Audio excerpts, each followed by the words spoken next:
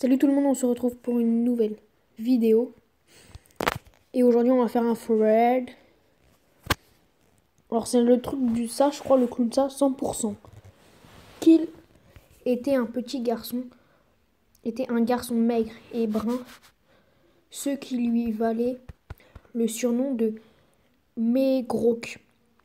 Ses amis James et Max avaient le même aspect physique, ils étaient tous discrets mais partageaient la même passion, l'aventure. Ils rêvaient tous de combattre avec les zombies et les vampires. On les appelait les démons. Lisa du pont et sa bande de pain-bêche se moquaient tout le temps d'eux. Alors Skill et ses amis se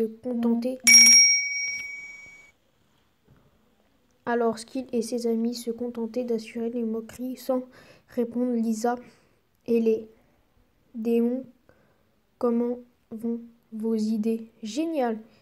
Qu'il ne répondit pas. Un silence pesant s'installa. Lisa, vous allez tout de même pas recommencer? Le coup du silence. Ne me dis pas que tu as avalé ta boîte à camembert, espèce d'enfoiré. Tout le monde éclata de rire. Qu'il en avait marre. Alors il répondit: désolé, je ne comprends pas la langue des animaux. Alors je dois appeler le directeur du zoo pour vous recruter les singes. À cette réponse, James et Max éclatèrent de rire. Lisa répète: un peu pour voir. Ouh, ah, ah. Vous voulez une banane, les singes? Lisa était rouge de colère. Elle tourna les talons et suivit de sa bande s'en alla. Max, alors, là tu l'as bien eu. Tout d'un coup, un cri perçant venant de la salle des profs retentit, suivi d'un rire diabolique.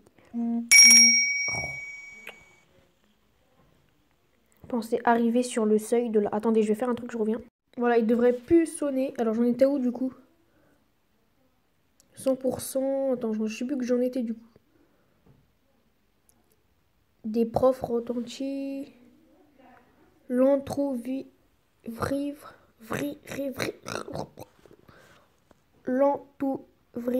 et trouvèrent une sorte de zombie en train de sucer le sang de leur prof de maths. Alors ils figés, ils essayèrent de retourner sur leurs pas, mais les profs se releva et commença à marcher vers la sortie. 100% temps pour dents, cria-t-elle. La bande de démons prirent leurs jambes à leur cou et se cachèrent dans l'une des salles de classe. James, je crois ouf qu'on les a semés, dit-il à bout de souffle. Soudain, un petit rire retentit au fond de la salle. Les trois garçons, bouche bée, se retournèrent et virent la chose la plus terrifiante de leur vie. Une tête qui glissait vers eux, barbouillée de sang. Ils coururent à en perdre le souffle et se réfugièrent dans un tunnel Attends, j'en étais où? Dans un tunnel en béton, essoufflés. Ils restèrent 15 minutes pour reprendre leur souffle, puis après un silence long, Max dit: j'ai un truc à vous dire, les gars. Quoi?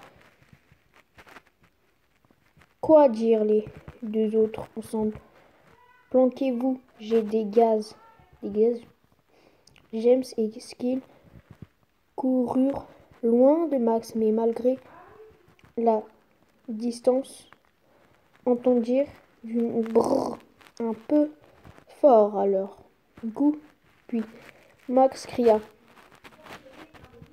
Je crois que la tête qui nous pourchassait tout à l'heure est derrière vous. Ils se retournèrent très lentement. Ah et ah! Ils commencèrent à courir vers l'autre bout du tunnel à toutes jambes, mais la tête était plus rapide qu'eux. Alors Sky sortit son couteau de poche et fit demi-tour et planta le bout de son couteau sur l'œil gauche du monstre, puis le retira et le replanta, puis l'œil à droite du monstre le monstre s'arrêta nettement et ne bougea plus à leur grande surprise. Un homme était debout à l'autre bout du tunnel.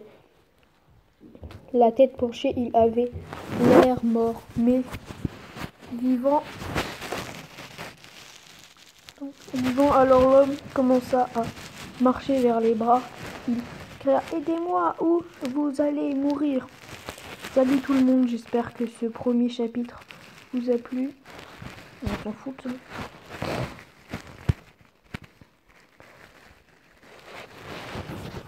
Est-ce que c'est long?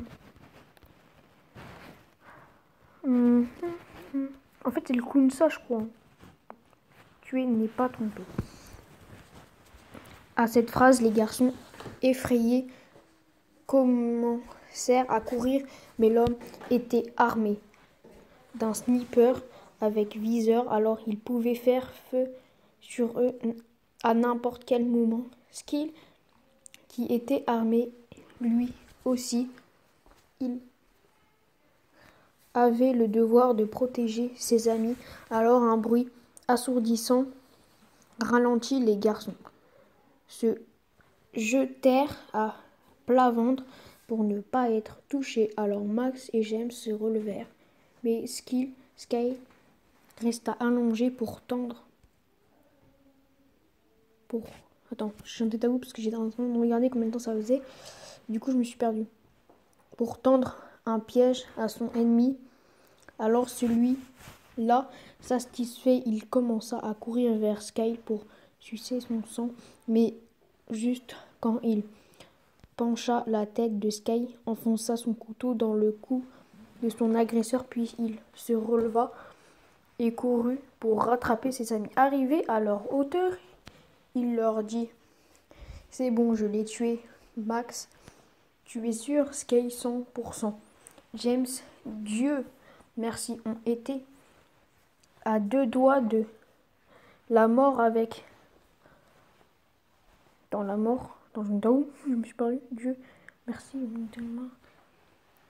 ah, merci à toi aussi, Sky. Sky, j'espère que c'est un rêve, souffla-t-il. James, non, pourquoi? Tu as peur? Non, non, dit Sky. Max était silencieux et trembla, dit. Je crois que chacun devrait rentrer chez lui. Tu as raison, répondirent les deux autres. Un peu plus tard, maman, il nous est arrivé un truc un peu flippant à moi et mes amis. Je crois que c'est la dernière fois que je pars à l'école, dit Sky à sa mère qui prépare le dîner. C'est encore l'une de tes blagues? Non, c'est vrai, dit Sky. Mais sa mère ne l'écoutait plus. Il monta dans sa chambre et alluma la télé et se brancha sur France 24. Un homme fait trembler les habitants de Paris. Va-t-il tuer les gens de la capitale française, puis toutes les autres villes de France? Pourrait-il devenir maître de la France, dit le présentateur. Maman, cria Sky. Après un petit moment, sa mère se présent sur le seuil de la porte, le regard triste de Kill, demanda « Qu'est-ce qui ne va pas, maman ?» de Sky. « Ton père est mort. »« Quoi, maman ? Quoi, comment ? Putain. C'est Scale. Un homme a fait feu sur lui alors qu'il revenait à la maison. En sortant de la douche, James entendit un cri venant du salon, alors il descendit les escaliers 4 à 4 et quand il arriva, se figea et n'en croyant pas ses yeux, trouva sa famille au complet, allongée sur le dos, barbouillée de sang. D'abord, il croyait que tout ça n'était qu'un rêve. Il se passa très fort et ressentit une douleur aiguë. Malheureusement, c'était la vérité. Non! Cria-t-il alors. Il appela une ambulance. Les urgences se présentèrent sur les lieux 12 minutes après. James avait cru qu'il serait anéanti par la mort de ses parents, mais il ne ressentit rien. Il se croyait réagir de l'extérieur comme s'il s'était posé devant un poste de télévision. Alors il se dit qu'il regarderait de souvenirs et ses parents alors qu'il était ébloui par la lumière des gyrophares. Qu'est-ce qu'on va faire de moi? Il a dit-il à l'ambulancier. Bon, moi je vais arrêter cette vidéo, ça fait déjà 11 minutes. Bon, c'est la fin de la vidéo, n'hésitez pas à liker et à vous abonner. Moi je vous dis à la prochaine fois.